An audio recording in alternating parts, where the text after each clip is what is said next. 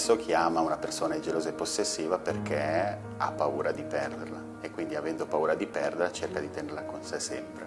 Vuole talmente bene a questa persona che vuole che sia solo una sua parte.